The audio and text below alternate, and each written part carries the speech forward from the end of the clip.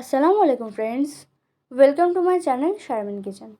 আজকে আমি আপনাদের সকলের সাথে শেয়ার করে দেখাবো মশালা মাটন কারি।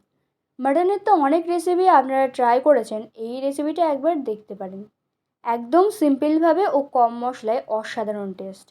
আর মাটনের সাথে যদি থাকে বাসন্তী পোলাও তাহলে তো জমে যাবে। চলুন দেখে নেওয়া যাক আজকের মাটন রেসিপিটি।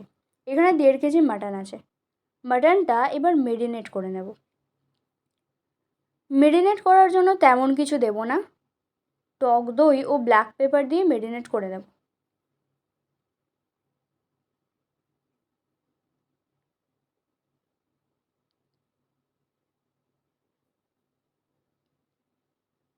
মেরিনেট করে নেওয়া হয়ে গেলে 3 থেকে 4 ঘন্টা রেখে দেব। 3 থেকে 4 ঘন্টা রেখে দেওয়ার পর রান্না করে নেব। রান্না করার জন্য কড়াইয়ে দিয়ে দিচ্ছি সরিষার তেল। তেল গরম হয়ে গেলে দিয়ে দিচ্ছি শুকনো লঙ্কা, 2টি তেজপাতা, দারুচিনি, এলাচ ও গোটা জিরা।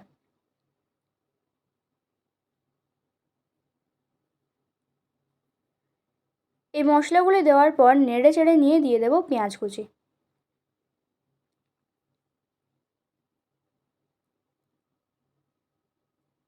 পেঁয়াজ দিয়ে নেড়ে চেড়ে নিয়ে যখন হালকা লাল হয়ে আসবে তখন দিচ্ছি আদা রসুন পেস্ট 3 টেবিল স্পুন।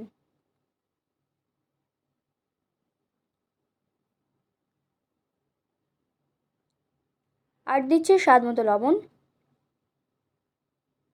3 টিস্পুন গুঁড়ো লঙ্কা,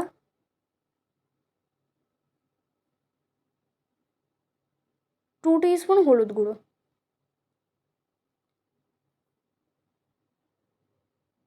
এই মশলাগুলি দিয়ে নেড়ে চেড়ে ভালোভাবে কষিয়ে নেব।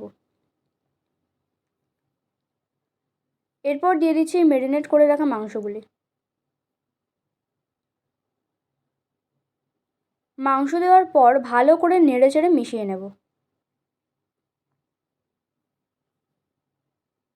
এখন দিয়ে দিচ্ছি একটু জিরার গুঁড়ো ও ধনিয়ার গুঁড়ো। এগুলো দিয়ে আবারও ভালো করে নেড়ে চেড়ে মিশিয়ে নেব।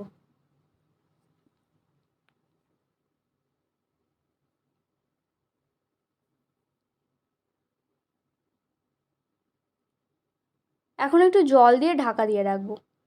10 থেকে 15 মিনিট মতো ঢাকা দিয়ে রাখবো।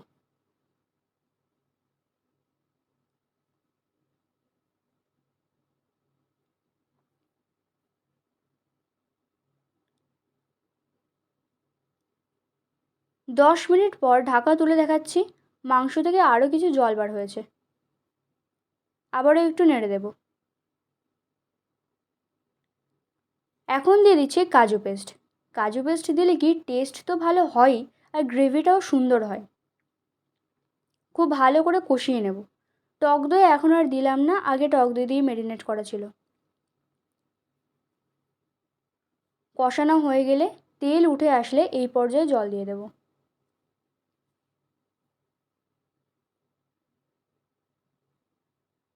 জল দেওয়ার পর আমি আর ঢাকা দেব না, ঢাকা দিলে কি মাংসের কালারটা ভালো আসে না।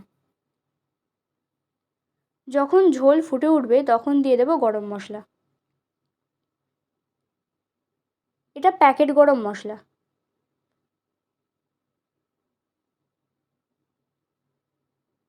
আর দিচ্ছি শাহি গরম মশলা। শাহি গরম মশলার রেসিপি আমার চ্যানেলে অলরেডি শেয়ার করা আছে। এটা আমি কিনা প্যাকেট মশলা দিচ্ছি।